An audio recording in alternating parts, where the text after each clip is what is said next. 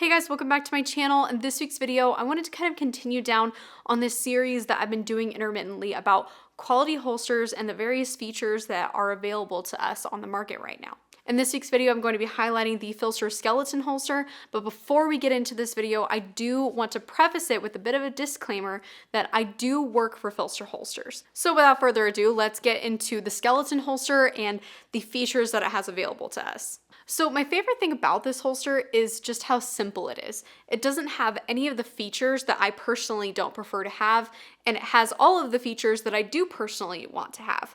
And my favorite thing is that it has a rounded muzzle. And for me, that makes a pretty big difference in how comfortable I am when I'm bending over, because I don't tend to wear a wedge.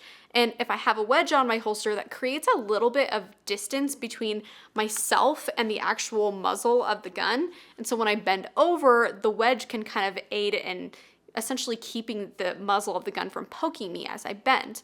And again, I don't really prefer to use a wedge, and so having a rounded muzzle allows me to not feel that poking sensation when I bend over. But something to keep in mind here with the rounded muzzle is that you can't put a gun that's longer than the holster in it. So if you have a compensator on your gun, you won't be able to fit a compensator in it. And that's not a specific feature that's terribly important to a lot of people out there, but it's definitely something to note. A really unique feature about this holster is that it's ambidextrous, so it's for left-handed users and right-handed users. Right now it's configured for a right-handed user, but all you have to do to make it a left-handed user holster is to turn it this way, remove the wing, and put the wing on the other side. This also has a mod wing, and I talked about this in my Flint Compact video, but the mod wing is really nice because you can change out the inserts. Right now I have the larger angled insert in here, and I don't believe this holster comes with the angled insert. It comes with the normal standard mod wing inserts, but you can order the angled inserts from PHLster. I find myself recommending this holster to a lot of ladies, and that's specifically because it doesn't have a built-in wedge and it's such a low profile design with no blocking on the front of the holster for clips. But that is something to note for yourself if you're wanting to find a holster to work specifically with a belt. This can work with the belt, you just have to add a clip right here where the mod wing is, but note that there's nowhere else on the holster with clip blocking that allows you to have two different points for clips or various options for places to put clips. The reason that I find myself recommending this to a lot of ladies is because women's pants don't typically allow for any kind of printing below the belt. Our pants are usually designed to fit us a lot more snugly below the belt than men's pants typically are, naturally.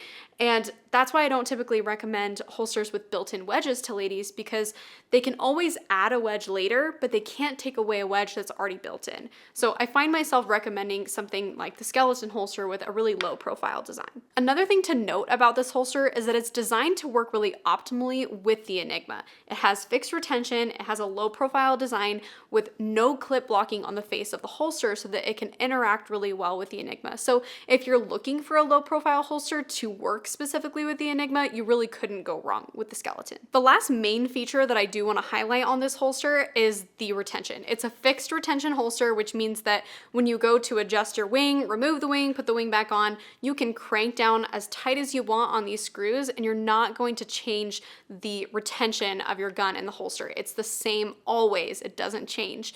And the thing that I love about that is that not only does it work really well with the Enigma because you can screw down really tight on the screws, but it's something that you can always count on being the same and consistent every single time. Not only is this a fixed retention holster, but it's one of my favorite fixed retention holsters for the amount of retention that it has. It doesn't have too much, it also doesn't have not enough. It's kind of right in that sweet spot where it doesn't leave me wishing that I had the ability to change the retention. It's just right where I would want it. Keep in mind also that a lot of holster companies do have wait times because their holsters are made to order.